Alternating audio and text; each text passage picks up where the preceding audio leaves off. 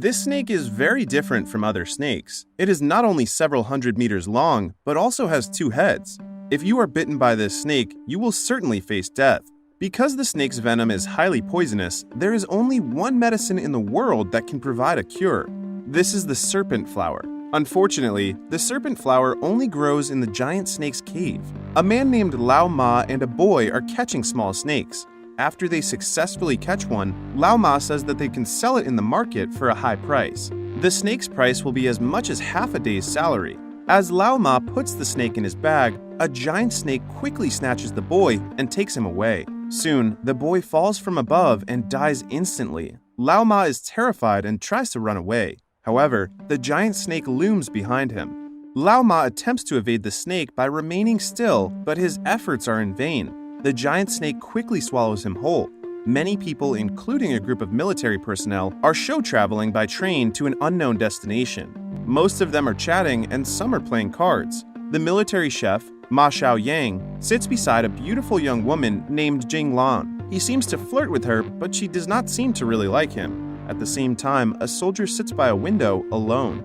He sees a giant snake preying on someone. Not long after, a man named Mu Sheng enters the train compartment selling snake products. Jing Lan, who has not returned to her hometown for many years, looks outside. She notices that there are fewer trees on the mountain. At that same moment, a small snake slips into the train and heads towards the military chief, slowly slithering up his back. Just as the snake is about to bite him, Mu Sheng catches it easily.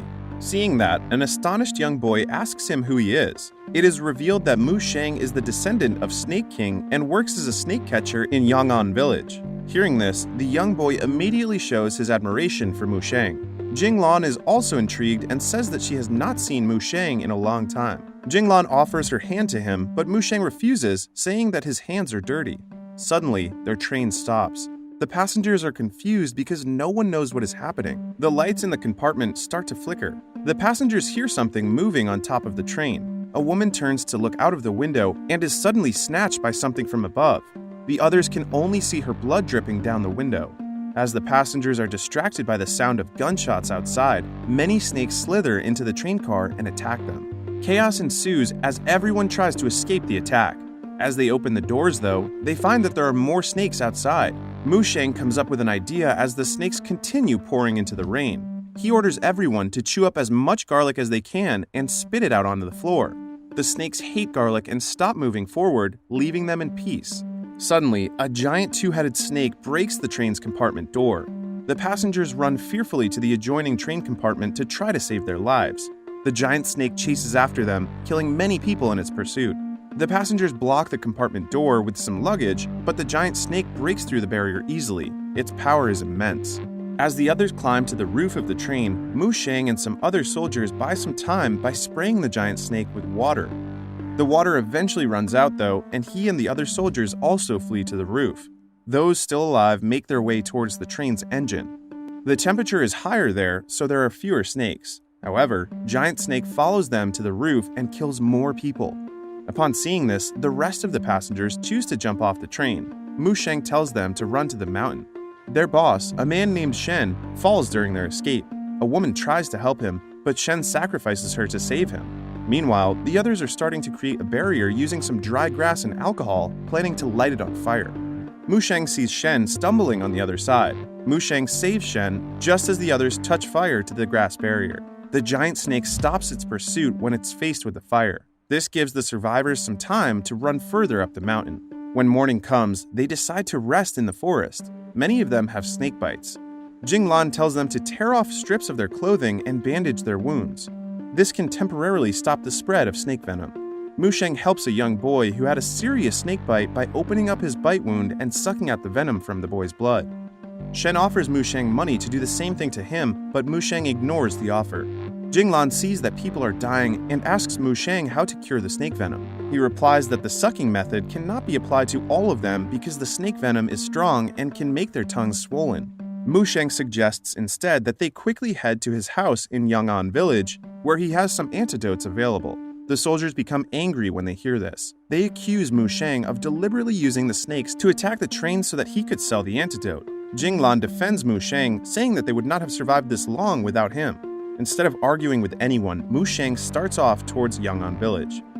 The others eventually follow him despite their dissension. Once they arrive, they find that the Yong'an village has already been destroyed. Many of the villagers are dead. While the others make their way to the temple, Mu Sheng rushes to his home and finds nobody there. Fortunately, they find the surviving villagers in the temple. The young boy from the train is reunited with his mother, and Jinglong is reunited with her father. Jinglong's father tells her that the village was attacked by a group of poisonous snakes last night.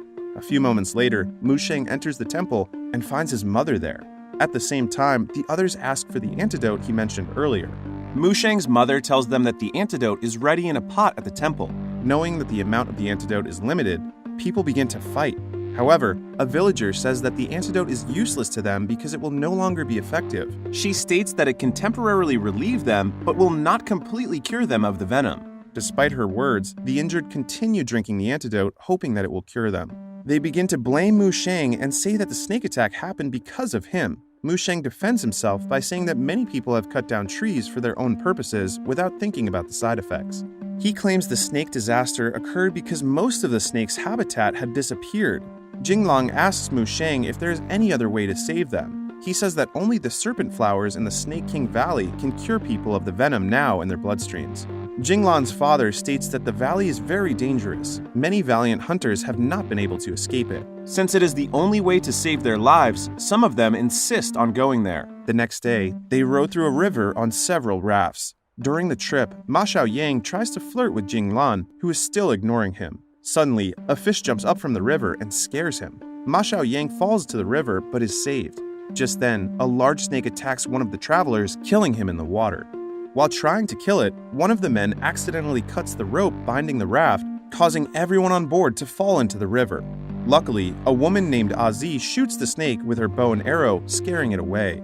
The others help those who fell to get onto the other raft before the large snake kills them. Enraged, Ma Xiaoyang starts to throw a grenade at the snake but accidentally drops the grenade onto the raft. As a result, the passengers immediately jump into the river to try to get away. They reach the shore just as their raft explodes. Mu Sheng finds that his map to Snake King Valley is soaking wet and unusable. The group ends up relying on Mu Sheng's instincts to lead them the rest of the way. While walking through the bushes, they come across a dead body killed by a snake. They also find several snake eggs near the dead body. An angry Ma Xiaoyang stomps on the eggs and crushes them. In response, a small snake jumps up and bites his buttocks. Mu Sheng says that the poisonous blood must be sucked out as soon as possible. He then uses a tool to remove the poisonous blood from Ma Xiaoyang's rear end. The group continue their journey and arrive in an area that contains many dead bodies wrapped in spider webs hanging above them. Mu Sheng immediately tells the group to be quiet so as not to disturb the spiders. While they are quietly walking underneath the webbed bodies, something falls onto one of the soldiers. Shocked, he shoots one of the dead bodies suspended in the air, causing it to fall to the ground. The spiders come out and begin to swarm the travelers. One of the soldiers is overtaken by a group of spiders. Jinglan attempts to help him, but the soldier refuses and tells her to leave him instead. Mu Sheng uses firecrackers to clear the way so they can escape. That night, the group arrives at an old temple that has a snake statue inside. They decide to rest there. After lighting the candles, Mu Sheng tells them that the villagers of Yong'an built this Snake King temple to worship the Snake Lord many years ago. However, 10 years ago, a snake disaster occurred during the Snake King festival. After that, the villagers abandoned Snake King Temple and stopped worshipping the Snake Lord. Meanwhile, Jinglan does not seem to be okay. Mu Sheng finds out that she was bitten by a spider. He tells Azi to prepare hot water with some herbs for Jinglan. While Jinglan bathes in the medicinal water, someone watches her from outside. This person secretly sends a snake inside. It slithers into the tub and causes Jinglan to scream. Mu Sheng rushes in and flings the snake away just before it bites her. Jinglan is afraid of being alone and she asks Mu Sheng to stay with her. Their conversation reveals that Mu Sheng wants to live in the city because of the relentless land exploitation that has been happening. Jinglan wants to use her medical skills to help the villagers of Yong'an.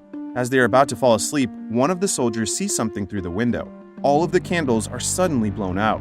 They cautiously go outside and feel as if they are being stabbed by sharp needles. Mu Sheng runs to the bathroom to check on Jinglan, but she is no longer there. He finds a secret door to an underground tunnel and enters it. Mu Sheng arrives in a candlelit room and that has a large wooden box in the middle. When he hears a voice coming from inside the wooden box, Mu Sheng attempts to open it. Suddenly, an old dwarf appears out of nowhere and points a sharp weapon at him. Ma Xiaoyang suddenly appears behind the old dwarf and points his gun at the dwarf's head. Mu Sheng immediately opens the wooden box and finally finds Jinglan inside it.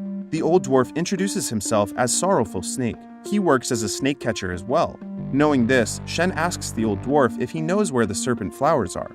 The old dwarf states that he knows everything about Snake King Valley. However, he will only tell them what he knows if they agree that they can all work together. After reaching an agreement, the old dwarf leads them into a cave filled with sleeping vampire bats. The group successfully passes through the cave without waking up the bats. Once they make it through, they face a deep chasm that can only be crossed by using a fragile wooden bridge. Knowing that it is the only way, the group slowly begins to cross the bridge. The old dwarf crosses first, followed by the others. Ozzy almost falls off the bridge while Shen stumbles and drops a bag full of money. The sound of their voices begins to wake the vampire bats that are sleeping in the previous cave. While Mu Sheng and Ma Xiaoyang are crossing the bridge, the bats emerge and fly towards them. In order to save their leader, two soldiers choose to hold the bridge and end up sacrificing themselves to the vampire bats. The group continue deeper into the cave and find two paths in front of them. Mu Sheng divides them into two groups. One group is led by him, and the other is led by the old dwarf. Mu Sheng's group eventually reaches the place where the serpent flowers are located. Mu Sheng asks Ma Xiaoyang to inform the other group of their discovery. The serpent flowers are blooming on the cave wall. There are many snakes mating in the ditch below them. Mu Sheng jumps towards the cave wall by grabbing a hanging rope. He climbs up towards the flowers. While this is happening, the old dwarf deliberately leads the other group to the giant two-headed snake, which starts to attack them. Ozzy attempts to fight the giant snake. She sees that the exit is blocked by rocks, and she lures the giant snake to attack her there. This opens up the exit. The giant snake wraps itself around Ozzy's body and eventually kills her.